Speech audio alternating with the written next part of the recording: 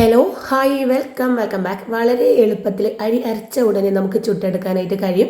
ഇതിലേക്ക് നമ്മൾ east, Eno, baking soda ഒന്നും നമ്മൾ ആഡ് ചെയ്ത് കൊടുക്കുന്നില്ല. വളരെ എളുപ്പത്തിൽ പെട്ടെന്ന് നമുക്ക് ബ്രേക്ക്ഫാസ്റ്റ് ആയിട്ട് ഉണ്ടാക്കിയെടുക്കാൻ കഴിയുന്ന ഒരു ദോശയുടെ റെസിപ്പിയാണ്. അപ്പോൾ വീഡിയോ സ്കിപ്പ് ചെയ്യാതെ മുഴുവനായിട്ട് നിങ്ങളൊന്ന് കണ്ടു നോക്കുക. കണ്ടുകൊണ്ടിരിക്കുന്ന ടൈമിൽ ഇഷ്ടമാവുകയാണെങ്കിൽ ലൈക്ക് ചെയ്യുക. നേരെ വീഡിയോയിലേക്ക് പോവാം.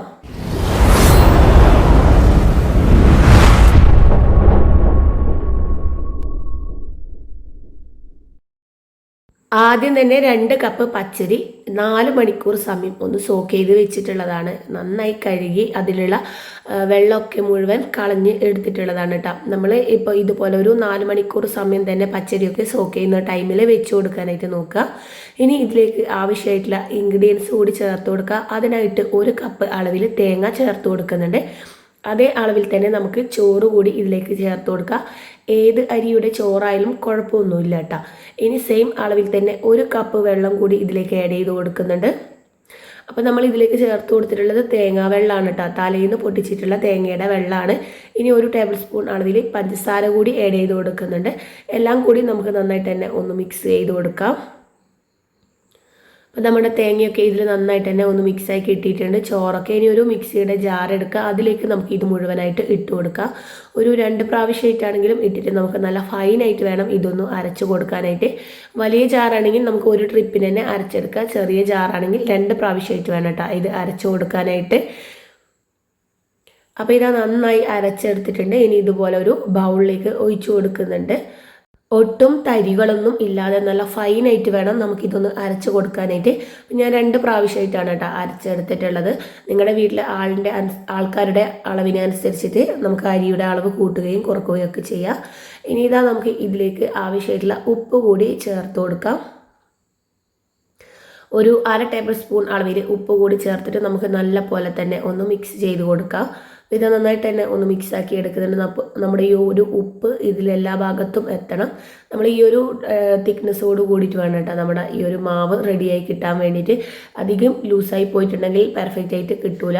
ഞാൻ അരച്ചിട്ട് ഒരു 15 മിനിറ്റ് സമയം ഒന്ന് റെസ്റ്റ് ചെയ്യാനായിട്ട് വെച്ചിട്ടുണ്ടായിരുന്നു കേട്ടോ. അപ്പോൾ ഇത് നമ്മുടെ ഒരു പാൻ ഇവിടെ നന്നായിട്ട് ചൂടാകുന്നുണ്ട്. ചൂടായ സമയത്ത് നമുക്ക് ഇതുപോലെ ഓരോ തവി വെച്ചിട്ട് ഇതിലേക്ക് ഒഴിച്ചു കൊടുക്കാം.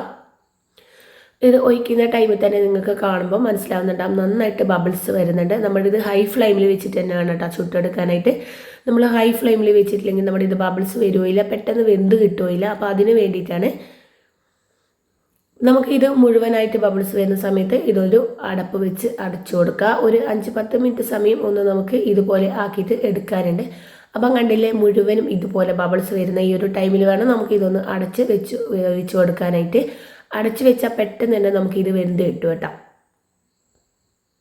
അപ്പോൾ കണ്ടില്ലേ, നമ്മൾ ഇതിലേക്ക് വേറെ ഒന്നും ആഡ് ചെയ്ത് കൊടുത്തിട്ടില്ല. എന്നിട്ടും നല്ല പെർഫെക്റ്റ് ആയിട്ട് നമ്മുടെ നല്ല ആരൊക്കെ എടുത്തിട്ടുള്ള നല്ല അടിപൊളിയായിട്ടുള്ള ദോശ തന്നെയാണ്. എല്ലാവരും സാധാരണ ദോശ കഴിച്ച് മടുത്തെങ്കിൽ ഇതുപോലെ കോക്കനട്ട് ദോശ ഉണ്ടാക്കി നോക്കുക. ടേസ്റ്റിൻ്റെ കാര്യത്തിലൊന്നും ഒരു മാറ്റമില്ല. അടിപൊളി ടേസ്റ്റാണ്. നമുക്ക് പെട്ടെന്ന് ഉണ്ടാക്കി എടുക്കാനും കഴിയും കേട്ടോ.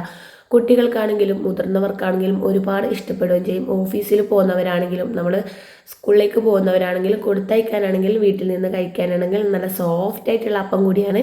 എല്ലാവരും ഒരിക്കലെങ്കിലും ഈ ഒരു രീതിയിൽ ഒന്ന് ട്രൈ ചെയ്ത് നോക്കുക. എന്നിട്ട് നിങ്ങളുടെ ഫീഡ്ബാക്കൊക്കെ അറിയിക്കുക. അപ്പോൾ ഇതുപോലെ തന്നെ നമുക്ക് മുഴുവൻ അപ്പവും ഇവിടെ ചുട്ടെടുക്കാം. അപ്പോൾ കണ്ടില്ല, നല്ല ബബിൾസൊക്കെ വന്നിട്ട് നല്ല പെർഫെക്റ്റ് ആയിട്ടുള്ള അപ്പം തന്നെയാണ്. ഇനി ദോശയൊക്കെ കഴിച്ച് നിങ്ങൾ മടുത്തെങ്കിൽ ഈ ഒരു രീതിയിൽ ഉണ്ടാക്കി നോക്കുക കേട്ടോ. നമ്മുടെ തക്കാളി കറിയാണെങ്കിലും അതുപോലെ കുറുമക്കറിയാണെങ്കിലും മുട്ടക്കറിൻ്റെയൊക്കെ കൂടെ അടിപൊളി കോംബോ ആണ് കേട്ടോ. എല്ലാവരും ട്രൈ ആക്കി നോക്കുക. അപ്പോൾ ഇതാ 2ാമത്തെ അപ്പം ഞാൻ ഇതേപോലെ തന്നെ ഒന്ന് ചുട്ടെടുത്തിട്ടുണ്ട്.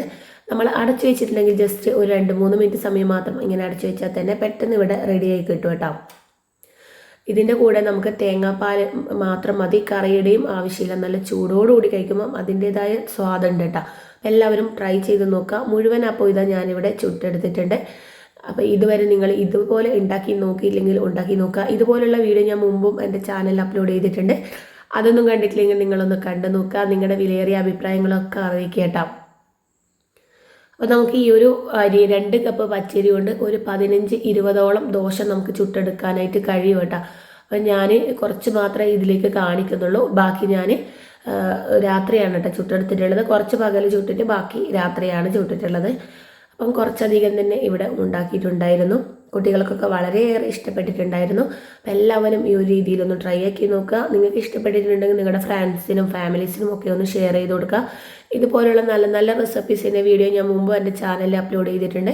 അപ്പോൾ അതൊന്നും കണ്ടിട്ടില്ലെങ്കിൽ നിങ്ങളൊന്ന് കണ്ടു നോക്കുക. വീട്ടമ്മമാർക്ക് വളരെയേറെ ഉപകാരപ്രദമായിട്ടുള്ള ബ്രേക്ക്ഫാസ്റ്റിൻ്റെ റെസിപ്പിയായും സ്നാക്സിൻ്റെ റെസിപ്പീസൊക്കെ ഞാൻ അപ്ലോഡ് ചെയ്തിട്ടുണ്ട്. അപ്പോൾ നിങ്ങളുടെ വിലയേറിയ അഭിപ്രായങ്ങളൊക്കെ അറിയിക്കുക.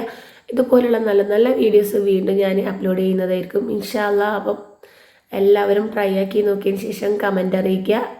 അടുത്ത നല്ല ഒരു വീഡിയോ ആയിട്ട് കാണുന്നവരേക്കും ബായ്. Thanks for watching.